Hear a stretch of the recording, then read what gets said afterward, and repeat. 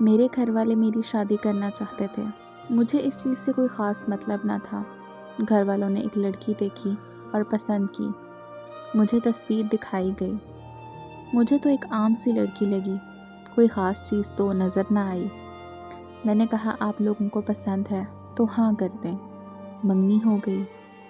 میں نے نہ تو کبھی کال کی نہ کبھی ان کے گھر گیا. مجھے ان سب چیزوں کی فکر ہی نہ تھی. میں اپنی زندگی میں خوش تھا. اچھا کما لیتا تھا. اپنا کام تھا. اوپر فلیٹ تھا. باہر سے کھانا کھاتا اور سو جاتا. پورا دن نیچے کام پر گزرتا تھا. دل کیا تو گھر بھی چلے جاتے تھے ہم. شادی کا دن آ گیا. میں نے گھر کہا بس نکاح کرو اور کوئی رسم وغیرہ رہنے دو.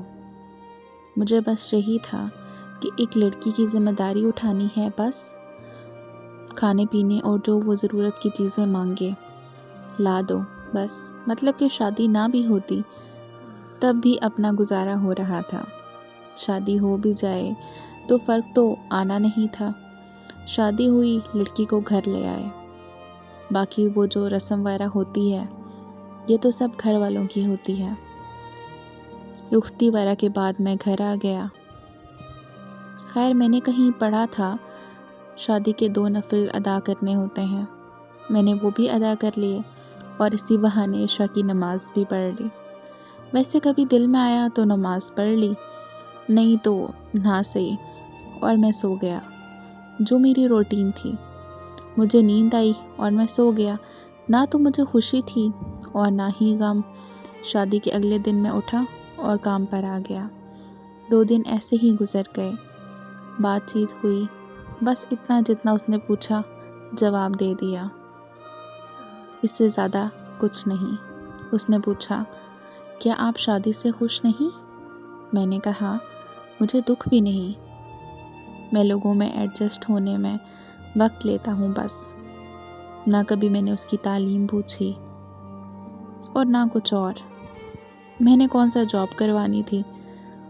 1-2 بار گھر چھوڑنے گیا اس کو امی کے کہنے پر.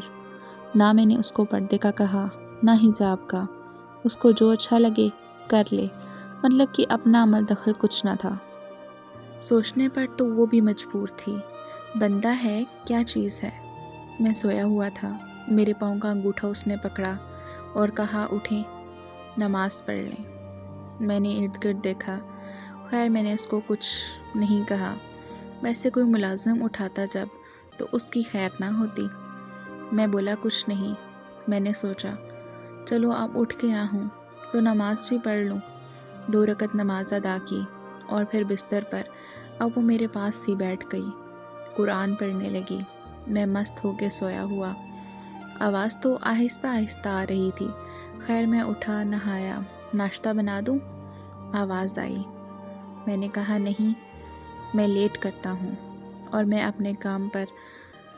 خیر لیٹ تھا. میں گھر نہیں گیا اور فلیٹ پر ہی سو گیا. اگلے دن میں گھر گیا تو امی نے کلاس لی کہ گھر کیوں نہیں آیا. اب تیری شادی ہو گئی ہے, جتنا مرضی لیٹ ہو جائے گھر آنا ہے. وہ پاس ہی کھڑی تھی. میں اچھا کہہ کر جا کے کمرے میں سو گیا. تھوڑی دیر کے بعد وہ بھی کمرے میں آ گئی. میں نے پوچھا امی سے تم نے کہا؟ اس نے کہا میں نے تو امی کو نہیں کہا. اگلی صبح اس نے مجھے پھر اٹھایا اور خود جائے نماز پر کھڑی. نماز ادا کی نیت باندھی ہوئی تھی. اب بندہ اس کو کیا کہے. خیر ہم نے بھی شرمو و شرمی وضو کیا اور نماز ادا کر ہی لی. اس کے بعد اس نے کہا آپ میری بات سنیں. میں نے کہا جی کہیے. میں آپ کی بیوی ہوں. میں نے کہا ہاں جی. بیوی کے کچھ حقوق ہوتے ہیں. میں نے کہا پتہ ہے. اس کے بعد وہ قرآن پڑھنے لگی. میں خاموش اپنے موبائل پر لگا رہا. وہ لڑکی آہستہ آہستہ میری زندگی میں انوالو ہونے لگی. خیر اپنے بھی مزے ہونے لگے. ہر چیز تیار ملنے لگی. کپڑے جوتے وغیرہ ہر چیز اپنی جگہ پر ملتی. کہیں بھی پھینک دو. نماز پڑھنے لگا تھا اب. مطلب زندگی اب بہتر ہوئی تھی. اس کے آنے سے کافی گھل مل گئے تھے ہم.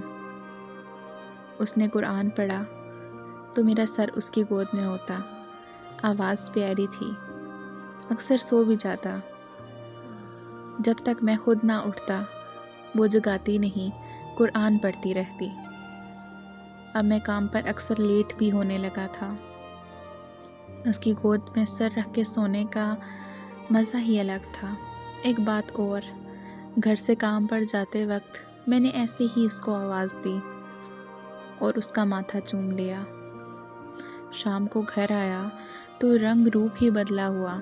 اتنا خوش بندہ میں نے دیکھا ہی نہیں۔ میں نے سوچا یہ کام تو بڑا ہی سستا ہے۔ اب ہر روز ماتھا چوم کر جاتا۔ وہ کہیں بھی مصروف ہو، گھر کے کاموں میں، اس نے کوئی نہ کوئی بہانہ کر کے کمرے میں آنا تاکہ میں اس کا ماتھا چوم سکوں۔